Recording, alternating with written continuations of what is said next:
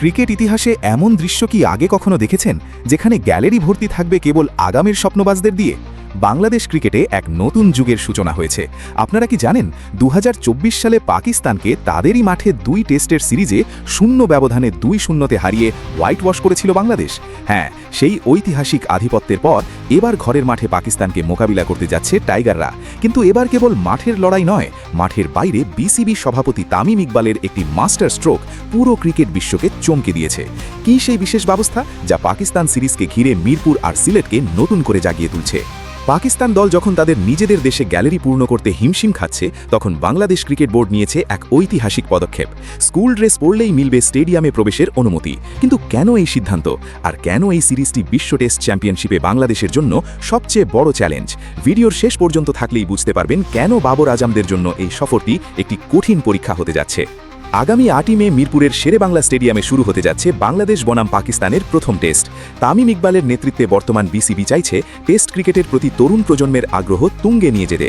আর তাই ঘোষণা করা হয়েছে স্কুল ও শিক্ষা প্রতিষ্ঠানের শিক্ষার্থীরা তাদের বৈধ পরিচয়পত্র এবং ইউনিফর্ম পরে আসলে সম্পূর্ণ বিনামূল্যে খেলা দেখার সুযোগ পাবে। শুধু তাই নয়, 15 বছরের নিচে যারা বিভিন্ন ক্রিকেট একাডেমিতে প্রশিক্ষণ নিচ্ছে তারা তাদের একাডেমি কিট পরে আসলে নির্দিষ্ট গ্যালারিতে বসে বিনামূল্যে টাইগারদের সমর্থন দিতে পারবে। মাঠের লড়াইয়ের কথা বললে বাংলাদেশ এখন অপ্রতিরোধ্য। নিউজিল্যান্ডের বিপক্ষে একটি ওয়ানডে ম্যাচ জয় এবং টি-20 সিরিজ 1-1 সমতায় শেষ করার পর টাইগারদের আত্মবিশ্বাস এখন তুঙ্গে। অন্যদিকে পাকিস্তান গত ওয়ানডে সিরিজে বাংলাদেশের কাছে 2 ম্যাচ হারে 2-1 ব্যবধানে সিরিজ হেরেছে। মিরপুরের স্পিন সহায়ক পিচ আর সিলেটের কন্ডিশন, 2 জায়গাতেই বাংলাদেশের আধিপত্য বিস্তার করার প্রবল সম্ভাবনা রয়েছে।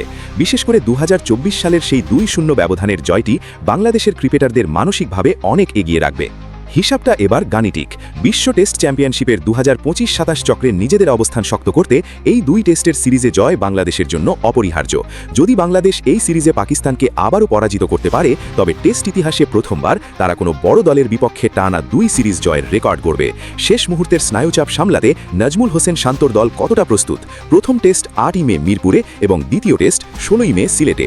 বাবর আজমের বিশ্বমানের ব্যাটিং বনাম বাংলাদেশের স্পিন 20, কে জিতবে এই মরণজয়ী লড়াইয়ে?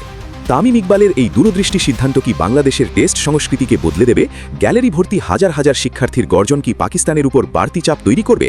আপনার কি মনে হয়, বাংলাদেশ কি পারবে পাকিস্তানকে আবারও 2-0 ব্যবধানে হারিয়ে ইতিহাস গড়তে? আপনার মতামত কমেন্টে জানান এবং পরবর্তী সব ক্রিকেট আপডেটের জন্য আমাদের সাথেই থাকুন।